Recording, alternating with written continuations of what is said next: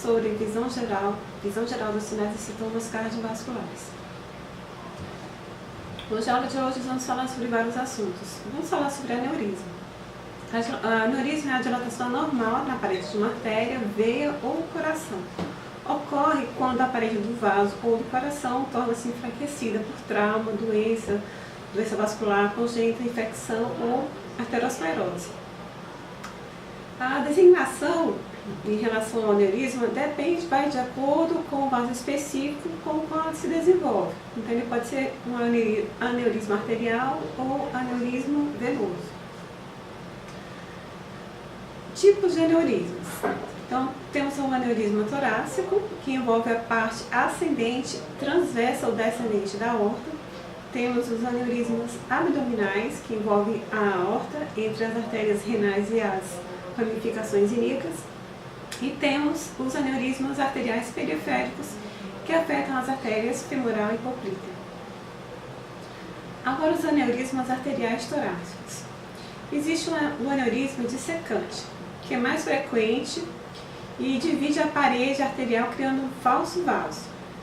Ele é muito frequente em homens hipertensos entre as idades 40 a 70 anos e pode ser ocasionado por uma elevação da pressão sanguínea, e uma elevação da pressão sanguínea importante, que pode facilitar a fissura rápida e ruptura final da parede na aorta na presença de uma dilaceração pequena da índia. Local comum dos aneurismas arteriais periféricos. Então, fica situado entre o espaço poplíteo nas artérias das extremidades inferiores. Nos aneurismas arteriais periféricos, os sintomas característicos são sintomas isquêmicos nos membros inferiores. Pode ser observado também pulso de maior amplitude, que é facilmente palpável, e nota-se também uma área expandida atrás do joelho, que pode estar presente e raramente com desconforto. Aneurisma da aorta abdominal. Tem uma frequência maior, em torno de 4 vezes do que os aneurismas torácicos. O desenvolvimento de aneurisma da aorta não tratado acontece a expansão e ruptura de um dos locais, incluindo, por exemplo, a cavidade peritoneal, o mesentério, atrás do perônio, na veia cava inferior ou no duodeno ou do reto. Tá? Então, pode acontecer essa ruptura nesses locais e vai causar um grande problema. Um local comum também do aneurisma da aorta abdominal é abaixo do rim, abaixo das saídas das artérias renais, e o paciente pode referir dor na junção tóraco-lombar. Sinais e sintomas do aneurisma da aorta abdominal. Então, geralmente é assintomático. Tá? Esse tipo de aneurisma da aorta abdominal é geralmente descoberto durante o exame físico ou no exame de raio-x do abdômen ou da coluna lombar por alguma razão. Um sintoma comum dos pacientes é a percepção de uma massa pulsátil no abdômen com ou sem dor, seguida de dor abdominal e dor nas costas. A dor nas costas, por exemplo, pode ser a única característica apresentada por esses pacientes. E a dor na região inguinal e a dor no flanco podem ser experimentadas por causa da pressão aumentada em outras estruturas. Vamos falar agora de doenças que afetam as válvulas cardíacas. Então, as doenças que afetam as válvulas cardíacas são uma categoria de problemas que ocorrem secundários à incapacidade das válvulas causada por doenças. Por exemplo, febre reumática ou trombose coronária são doenças. Deformidade congênita ou infecção, por exemplo, a endocardite. Então, sobre reforçar, as doenças que afetam as válvulas cardíacas é uma categoria de problemas que é secundária de um outro problema causado por doenças. Então, existem tipos de deformidades. Tem a estenose, a insuficiência e o prolapso. A estenose é o estreitamento ou constrição que impede a abertura completa da válvula e pode ser causado por tumores, cicatrizes ou depósitos anormais nas córtex. A insuficiência é a conhecida regurgitação. Ocorre quando a válvula não se fecha apropriadamente, fazendo o sangue fluir de volta para a câmara do coração. E o prolapso Ele afeta somente a válvula mitral e ocorre quando as cúspides da válvula expandidas se abalam retrogradamente para o átrio esquerdo. Tipos de deformidades. Por exemplo, a febre reumática é uma infecção causada por bactéria streptocócica que pode ser fatal ou pode levar à doença cardíaca reumática, que é uma condição crônica causada por uma cicatriz e deformidade das válvulas cardíacas. Dois dos sintomas mais comuns são a febre e a dor articular.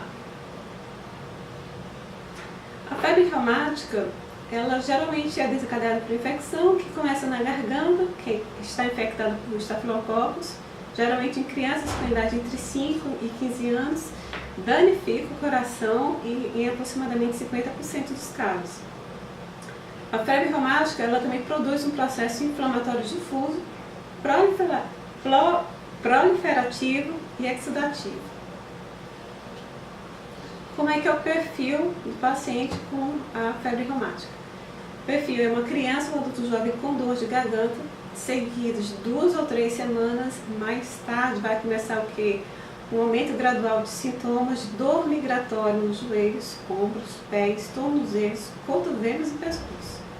Febre, acontecer febre de 37 a 39 graus, 37,5 a 39 graus, palpitações, fadiga, pode sentir também mal-estar, perda de peso, anorexia e todos esses sintomas, mal-estar, perda de peso, anorexia, acompanhados de febre. As artralgias também podem estar presentes, costumam durar somente 24 horas, mas também podem persistir por várias semanas. Podem ser notados também nódulos subcutâneos nas superfícies extensoras e o paciente também pode apresentar coreia reumática, ou conhecida também como coreia ou dança de São Vito. Esse tipo de coreia, que nós conhecemos, pode ocorrer entre 1 a 3 meses depois da infecção estreptocócica e sempre é notada depois da poliartrite. E a presença da coreia reumática é uma manifestação da febre reumática aguda. Então, o que seria essa coreia reumática, ou coreia ou dança de São Vito? São movimentos rápidos, não intencionais e não repetitivos que podem envolver todos os músculos, exceto os ossos. Essa coreia pode durar 1 semana ou vários meses, ou pode persistir por vários anos sem capacidade permanente do sistema nervoso central. E como eu já falei, é uma manifestação da febre reumática aguda. Agora vamos falar um pouco sobre a cardite. A cardite é uma doença que vai afetar todos os estratos do coração, ou seja, epicárdio, endocárdio, miocárdio e pericárdio. Todas essas estruturas podem estar envolvidas e as válvulas cardíacas são afetadas por essa reação inflamatória. A lesão anatômica da cardite mais característica e potencialmente perigosa é a inflamação reumática. Ela é grave, causa uma consequência nas válvulas cardíacas, mais comumente nas válvulas mitral e aórtica. Agora, falando sobre a endocardite, especificamente sobre a endocardite bacteriana. Uma outra infecção cardíaca também comum, que vai ocasionar uma inflamação do endotélio cardíaco e danifica a válvula tricúspide, a aórtica e a mitral. Essa endocardite é causada por bactérias ou também o crescimento anormal das linhas de fechamento de válvulas previamente danificadas. Então, o que seria esse crescimento anormal? São fibras de colágeno que vão se soltar, causando uma ruptura da válvula, eles vão se soltar, causando essa ruptura da válvula. Isso vai resultar em embolização, que vai gerar um infarto do miocárdio, ou no rim, ou no cérebro, no baço, no abdômen e nas extremidades. Também a endocardite bacteriana pode ser causada pode ser desencadeada por pacientes que utilizam drogas injetáveis ou também que submeteram a cirurgia cardíaca. Então, esses pacientes, essas pessoas possuem um alto risco de desenvolver a endocardite. Outros casos também é a doença cardíaca congênita, a doença cardíaca degenerativa, como a estenose aórtica calcificante. Procedimentos diagnósticos invasivos, ou seja, as derivações renais, catéteres urinários, catéteres prolongados, tratamento dentário também, que são oportunidades aumentadas para micro-organismos orais normais ganhar entrada no sistema circulatório por via de estruturas orais altamente vascularizadas, também são causas de endocardite bacteriana.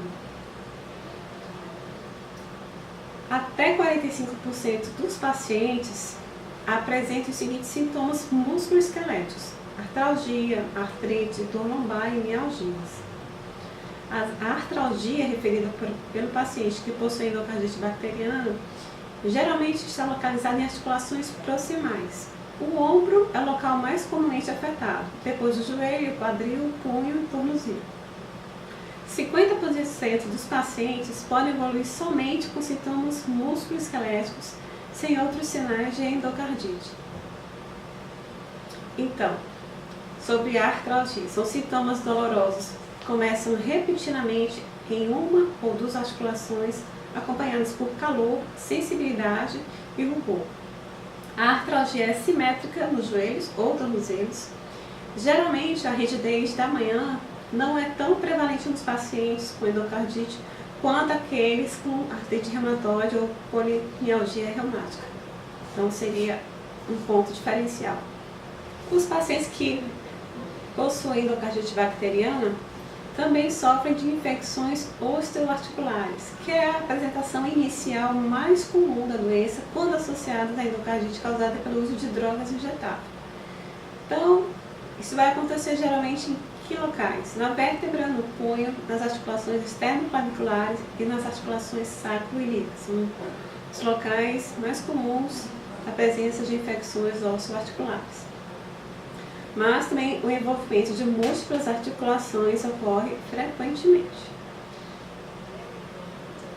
A endocardite bacteriana causa mudanças destrutivas na articulação sacro-ilíaca, resultado semeado da articulação pela embolia séptica. A dor será localizada sobre a articulação sacro-ilíaca e também pode o paciente referir mialgias, que ocorrem durante os períodos de febre. Essa mialgia é comumente referida na região da panturrilha ou a coxa. Também existe a mialgia na perna bilateral ou unilateral, que ocorre aproximadamente 10 a 15% de todos os pacientes com endocardite bacteriana. A dor lombar também é presente em pacientes com endocardite bacteriana. Para muitos, este é o principal sintoma musculoesquelético relatado. O paciente apresenta dor nas costas, mas a extensão diminuída de movimento e sensibilidade no local. Pode afetar somente um lado e pode ser limitada aos músculos paraespinhais. Essa dor é semelhante àquela associada com o disco lombar herniado. A diferença é que os déficits neurológicos são usualmente diferentes nos testes com endocardite bacteriana. Então, a causa da dor nas costas e da mialgia na perna associada à endocardite bacteriana, por que ele sente essa dor nas costas, isso não foi determinado. Outros sintomas raros de endocardite bacteriana: osteomielite, paqueteamento das unhas, tendinite, osteoartropatia hipertrófica, infarto ósseo e necrose isquêmica. Agora, falando um pouquinho sobre cardiopatia lúpica, tá? Ela é desencadeada pelo lúpus. Lúpus eritematoso sistêmico, que é uma doença clínica de sistemas múltiplos associados com a liberação de um amplo espectro de autoanticorpos na circulação. Então, é um processo inflamatório mediado pela resposta imune do próprio corpo, por ter como alvo o coração e a vasculatura do paciente com lúpus. E existem também outras morbidades: a endocardite, a pericardite, miocardite, ou uma combinação também dos três. A endocardite do paciente com lúpus é uma dor característica substernal no tórax que varia com a postura, tornando-se pior ao reclinar-se e melhora também ao sentar-se ou curvando-se para frente. A miocardite ela é fortemente associada com a miosite esquelética do lúpus. Então, vamos falar agora sobre os defeitos valvulares congênitos e principalmente os defeitos mais comuns. Então, temos o defeito do septo ventricular ou atrial, que é a comunicação entre os ventrículos, a tetralogia de Fallot, que é a combinação de 4 defeitos, o canal arterial patente, que é a derivação causada por uma abertura entre a aorta e a artéria pulmonar, e a estenose congênita dos vasos pulmonares, aórticos e tricúspides. Os defeitos valvulares congênitos são geralmente assintomáticos. Frequentemente eles não são diagnosticados durante a vida e são a principal causa de morte súbita em atletas, os defeitos valvulares congênitos. Então, a fonte utilizada para a aula de hoje continua sendo diagnóstico diferencial e fisioterapia. Eu agradeço a atenção de todos. Obrigada.